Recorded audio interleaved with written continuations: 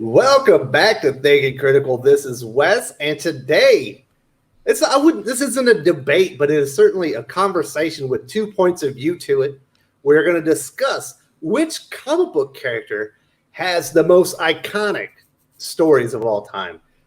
That everyone's going to have their favorite comic characters, but I think if we're taking out biases, aside, there's really two characters of one team that really stand out. It's Batman, Spider-Man, and the X-Men. We'll narrow the first beginning of the conversation to the two single characters, and we'll kind of talk about some of the amazing stuff with X-Men. So before we get into it, I should probably say hi to Uel. So before we get going, my man from Fantastic Comics, one of my favorite retail partners here on the channel, Uel Carter. How you doing today, buddy? I'm wonderful. Thanks for having me on. This kind of stemmed from a conversation we were having last week because I was saying to you how I actually thought that the current Batman storyline that is going on with James Tynion is maybe one of the best in Batman proper storylines maybe ever in that book. Mm-hmm. And you're like... And I'm going to correct it. Apparently it's James Tynion. Oh, very good. It's Tynion. Makes no sense with this. It's like Tynion or Tynion? Like Tynion. Oh, so confusing. Isn't it? So we'll see about James Tynion's Batman run, but we did have a little mini debate. We were like, we should definitely talk about this next week. Now we're going to get all the details in a second, but if you haven't subscribed to the channel, subscribe. Hit the bell for notifications. Give us a thumbs up if you enjoy this kind of content. Give us a thumbs down if you don't. And if you have another contestant to enter the battle, put them in the comment section. We want to know who you think has the most iconic set of stories ever. Now, just thinking about Batman, we've had White Knight.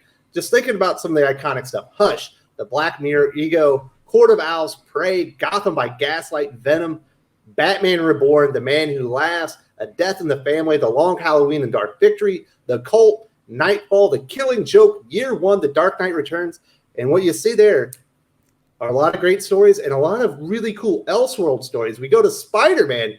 Most recently, I think the best Spider-Man story has been Life Story. But we've also got Marvel Knight Spider-Man, Hobgoblin Saga, Maximum Carnage, The Gauntlet, Ultimate Spider-Man, Venom, Spider-Man Blue, Death of Spider-Man, The Kid Who Collects Spiders, The Sinister Six, How Green Was My Goblin, Spider-Man No More, The Death of Jean DeWolf, If This Be My Destiny, Kraven's Last Hunt, and The Night Gwen Stacy died.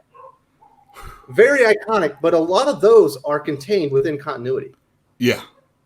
That's probably the one thing about Spider-Man as opposed to the great Batman stories is that they are almost all in the Amazing Spider-Man comic book. And if not amazing, then spectacular or Web of Spider-Man also in the case of Kraven's Last Hunt. Whereas in Batman, with the exception of like Death in the Family, Hush, and Year One, almost all of those are outside of the Batman book or Detective, and they are their own miniseries or special event or Elseworlds title, like you said. All very good stories, but the one that's probably like the main glaring difference. Of course, every Batman issue from like probably the first 100 issues is like a new appearance of somebody. But you could like chart all those issues of Spider-Man too. And so if I'm excluding just their first appearance characters and get into like the nitty gritty of the stories, I'm still opting for Spider-Man more than Batman ultimately. Well, if you look at a lot of the Spider-Man stories, it's a lot about loss, a lot of signature deaths. Finally finding the reveal of a huge villain, and it turns out it was Spider-Man's confidant and friend the whole time. Whereas Batman are much more detective-oriented. Lots of really big, sweeping, epic stories with really sinister villains that you kind of knew who they were the whole time. And so that's definitely a difference within the stories. But the reason I think Batman's better is quite frankly, I think it's like a who's who of writers. I think most of the best writers in the industry have all wanted to come in. Not that they haven't wanted to go on Spider-Man, but have really gone in there and made their mark with an essential Batman story. Plus, Batman is a much darker character, so you can do something more campy or something, I don't know if the Long Halloween would be family friendly, but it's something that's more accessible to children. But you can do some really crazy stuff like the Killing Joke, like the Dark Knight Returns. Whereas I don't think Marvel's going to let you go that far with Spider-Man, although they have gone far. Yeah, I mean, there's obviously, so when people like Batman, one of the very first things they'll say is, oh, that's kind of like the character anybody could possibly be, barring the millions and billions of dollars he has. But, this is the everyman. I really think Spider-Man or Peter Parker is actually more of an everyman. And but I feel like people think that, oh, I could be Batman. I can lift enough weights and I can learn to fight and I can take on he's not criminals. powered, Exactly. He's powered by his own wits and capabilities. Yeah, and I think it's because of that you can go darker also. He's steeped in a ground level. Spider-Man's flying over the air, flying. But, Batman's on street level. Usually, it lends itself to be a little bit more adult. Even this is the problem. Up until Frank Miller, Batman kind of wasn't, and anytime he sort of was a little dark, it doesn't matter because you have all that Adam West stuff kind of clinging to you, even in the 80s, before Dark Knight Returns. And then afterwards, I don't think anybody can think of Batman, for the most part being like super happy or anything like that. Even when they're trying to make him happy, Tom King brings him down. Oh, yeah. Not trying to rip on that, but you know what I mean. What's interesting about the two characters? I think one thing is really evident in one of the key successes to Batman and Spider-Man. One of the reasons that they have these great sets of iconic stories is they have, without a shadow of a doubt, the best rogues gallery. Batman's got the best DC rogues gallery, Joker, Bane, Penguin, Catwoman, just think of the gamut. And then you look over at Spider-Man, he's got the best rogues gallery at Marvel Comics. You think of all the, the Hobgoblin, the Green Goblin, we've got Kraven. There's a lot of really classic characters in there. Mm-hmm. And I think villains just make a hero so much cooler if they're compelling. I don't disagree there. Both of them have great villains. Usually a person that likes Batman, I've told it to you before, when they come in the store, it's possibly they like Batman because they like a villain actually more than they like even Batman. I don't usually see that necessarily as Spider-Man, but his all-encompassing cast of villains is pretty up there. Maybe the supporting cast actually in Spider-Man might be a little bit stronger, or there's more time seeing Spidey as Peter Parker, and so we get more Mary Jane and Aunt May. Whereas Batman, even if he's Bruce Wayne, it's still Alfred in the either in the house or in the cave. It's Robin. Or just the same way. So his supporting cast is also his cast of characters. And I think that's kind of another reason where Spider-Man is a little bit different. And also, it used to be when people would get a job working on Spidey, they would hold on to that with a death grip. Mm-hmm. So whereas we see a lot of writers go on and want to take their hacks over at Batman, it doesn't seem like that necessarily happens so often with Spider-Man. Also, what's interesting with Batman that I like is, normally you have the hero, and then you have the alternate personality. The personality that you show everyone to disguise who you are. Obviously, with Batman, he's Bruce Wayne. He's billionaire playboy, and then then you have his Batman persona where he's super buff and grizzled and take no prisoners. But then he has a third personality in the Batcave, and only Alfred sees it. And I think that even makes him even a more compelling character because there's so many layers to him. And I think that's why a lot of people can relate. Where he's a complex character. There's a lot of stuff going on there.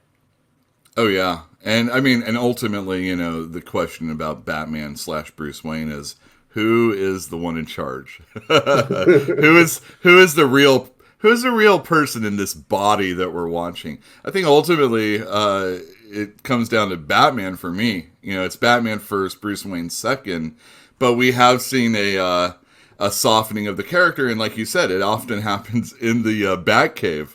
You know, when there was that decree during the New 52 where Dan Didio was like, Batman doesn't sit down. And then everybody was like showing all these pictures on the internet of Batman sitting down. One of the places he sits down even still is in the Batcave. And, you know, this is, oh man, I just got shot up. I need Alfred to suture a wound.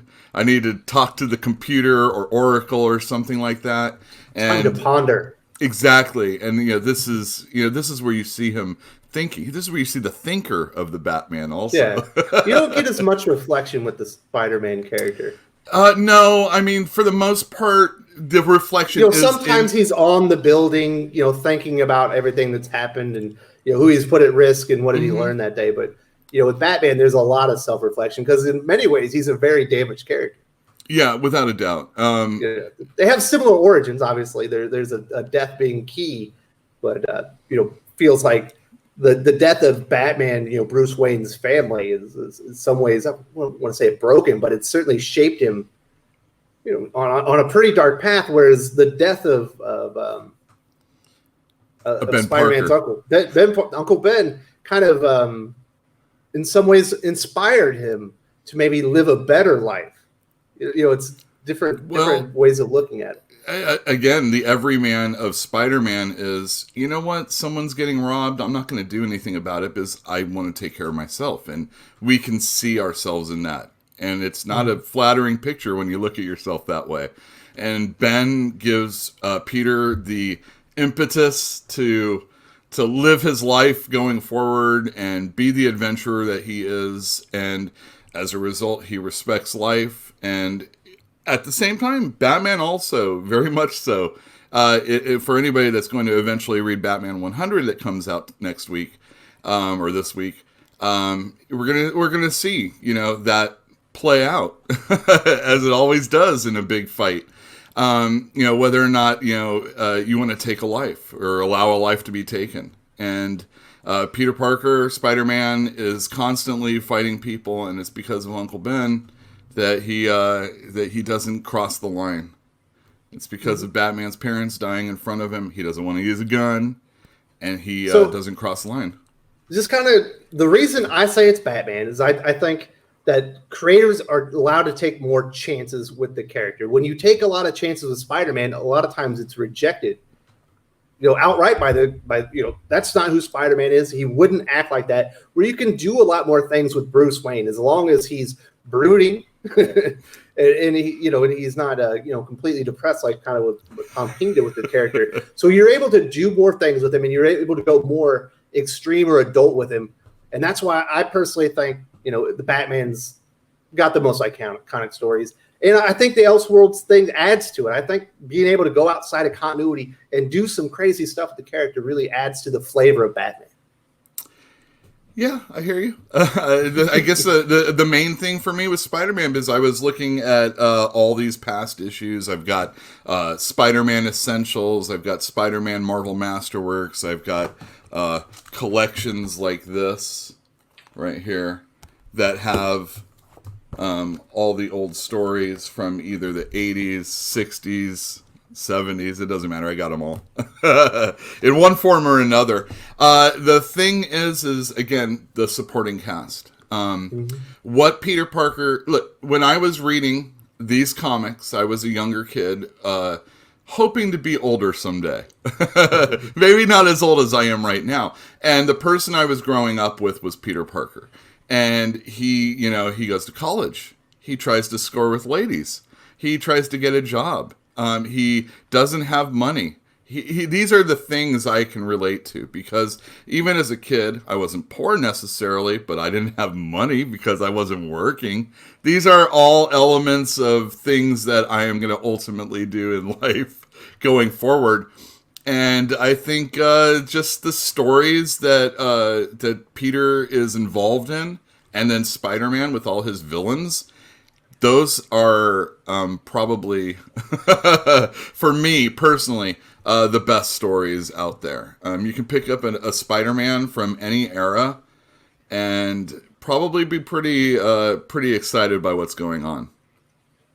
So I do want to ask the viewers, who do you think's right? Is it Uel as Spider-Man had the most iconic stories ever created, or is it Batman? And I will have the list of stories in there if you're looking. Maybe I haven't read that. I will have the list of those all in the comment section. But we do need to talk about a couple of other series. Obviously, we're not going to go as in depth on these ones. But if you look at X-Men, there's one thing that really stands out. X-Men has had the best event comics ever. It's not even close. Listen to this. House of X Powers of 10, Extermination, Extinction Agenda, Brood Saga, Age of X, The Proteus Saga, Messiah Complex, Mutant Massacre, The Fall of the Mutants, Trial of Magneto, Gifted, Wounded Wolf, Age of Apocalypse, Life, Death 1 and 2, God Loves, Man Kills, E is for Extinction, Days of Future Past, and the Dark Phoenix Saga. Now, some of those obviously have played out in Uncanny X-Men. There are a lot of amazing event comics. It's insane. I didn't hear Executioner's song in there. Boom, Executioner's song. Personally, for me, if you have to have an event comic, go X-Men all the way. For sure. Yeah, like you said, some of those were actually in the regular storyline. All that Dark Phoenix Saga stuff actually started when Chris Claremont took over the book. But let's say around 100. It's a 2-issue story that's amazing. Yeah. Amazing. I mean, today that would be a 14-issue main. Holy cow! With 30 it would be. Tie-ins. Oh, it would. 2 issues. Oh my God! What they should do a what if Days of Future Past was put out today? What if Jonathan Hickman wrote Days of Future Past? Oh my God! A year-long event. Yeah, and just to let you know, Byrne's not drawing the whole thing either. Oh, absolutely not. It's going to be a different artist all the time. Executioner's song for me personally, as far as events goes, is my favorite. It's got, and I'm going to tell, I just got to go off on this. It's got Brandon Peterson art. It's got Jay Lee art. I think John Romita Jr. is involved. And it's only, it's X Factor, X-Force, and X-Men, Uncanny X-Men. So it doesn't feel so daunting like the series today. How quaint it is that it only went 12 issues. That's the cool thing about those X-Men stories is because they had 3 or 4 ongoing series, they could do an event series within those, and it would only last 2 or 3 months. Yeah, and then you didn't have to, buy all this other crap that goes along with it. Now they'll do a Daily Bugle edition of X, of X book, or whatever it is. And it's oh my God, do I have to get this? No, don't get it. But all those other what you said, what was the first one? Extinction Agenda. That one has always been the one that I felt went a little too long in storyline. And again, that's the reason why I like Executioner's song just slightly better. It just got a little tighter as a story. But man, X-Men is, whew. They if you want event books, you got to go X-Men. Yeah, I mean, X-Men, Spider-Man, Superman. These are my top 3 starter comic books. Batman always has dropped a little Titans lower. And Justice League and Avengers. X-Men's always going to be the team book. Yeah, I was lucky enough to grow up when X-Men had their crossover, or the Marvel DC crossover with the Teen Titans. And that's when everybody, if you didn't already know who the new Teen Titans were, you found out then. And you're like, whoa, these guys are pretty cool. This Robin doesn't suck anymore, that type of thing. And I love New Teen Titans, man. And even better than like talking about X-Men, Spider-Man, Batman, everybody has that one title that they like. And we're going to keep it superhero, I'm assuming. But, like I was a Moon Knight fan growing up. Or I was a Micronauts fan growing up. Possibly, I liked more of those issues in like that 30-issue run of something. Or, something that only went 15 issues maybe. I possibly hold those even dearer to me as individual issues than I do the whole of Spider-Man or I do the whole of X-Men. That's not necessarily true, but there is a person out there that probably feels that way. And again, like you said, Wes, let us know in the comments down below what that book is. Now, we got to talk about one last character. This is going to be real quick, but it's not an A-list character, but when you think about the breadth of iconic stories associated with it, it's absolutely amazing. It's Daredevil. Just Zdarsky's current run is fantastic. Daredevil Dark Knights, Daredevil Underboss, The Devil Inside and Out, Daredevil Inferno, the tie-in, The Face You Deserve, Love and War, Daredevil Yellow, Daredevil versus Punisher, Means and Ends, Return of the King, Badlands, Death of Elektra, Roulette, Guardian Devil, The Man Without Fear, and Bored Again. There's even more than that. I got to condense it down. For Well, not there's an A-level more character, there's some amazing stories there. Oh, I think this is in the vein of your Batman theory about how people can take a character and do things with him. He's not A-level Spider-Man. So you can kill off a Karen Page if you're going to, Turn her into a coke whore. Exactly. And since he's street level and you can keep it dark and gritty, I mean, he's always beating up thugs. I mean, poor Turk. Mm-hmm. I feel that when I think of Daredevil, I think about the creators that were on it. And wow, just Miller alone is such an imposing presence. But then you have, and I'm not personally. And Ascenti takes over. And Ascenti with John Romita Jr. What a long run that so many people enjoy. And actually, even before that, Denny O'Neil was writing with David Mazzucchelli on Daredevil. That's actually some of my more favorite Daredevil books because they had to start telling a story about Daredevil, and then Frank Miller was going to come on in and take Born Again, do it again. And it was Mazzucchelli's work with Denny O'Neil was very good. They did a lot of stories with the reporter Ben Urich, and those are some underrated Daredevil books. Just let everybody know that. But yeah, and Ascenti, and then later on, obviously Bendis takes over. People love that. It was very good. And then Brubaker takes over. There's some parts afterwards that a lot of people might not like. But, when you're Charles ramping... Soule's recent run is considered one of the worst Daredevil runs. It's not bad. It's not the worst. I mean, that's what I'm saying. The worst is probably Mark Waid. I really hated the Mark Waid stuff, and I had a lot. One, but when you think about Charles Soule's considered not even middle crust Daredevil, it's actually pretty good. Charles Soule did a pretty good job. I mean, this guy, he's the bar is really high on that character. It is. I think he did a good job on that. It was not bad. They were doing the whole Kingpin as mayor storyline, and then Matt Murdock becomes his number one, and then Kingpin gets shot, and he takes over as mayor for a while, Matt Murdock. That's a little wonky. They had the whole, Chinese immigrant thing going on, but at least he was creating new characters, and they had some stuff going on, and he was like, it was following the story that was going, so it wasn't like the worst thing ever. I thought it was all right. I didn't read every single issue. Even bad Daredevil, for the most part, is pretty damn good. Yeah, I've read some bad Daredevil. Like when he was, he gained his sight in France. Not good. The Shadowland stuff, when they were really taking him into the most darkest, deepest, despairingest Daredevil ever. And then that led into Mark Waid being all bright and sunny with his disposition. It was, it seemed kind of obvious that that a person would take Daredevil in that direction, but no matter who it wasn't going to be my favorite. Absolutely. So there you go, folks. We've kind of debated Spider-Man, Batman, talking about the pros mostly of both characters. Why I personally think Batman's number one. Why you'll think Spider-Man's number one. We also got a little bit into why X-Men has the best event books and why Daredevil is so underrated, despite not being an A-list character. This has a magnificent list of iconic stories. Uel, is there anything else you need to say before we wrap this up?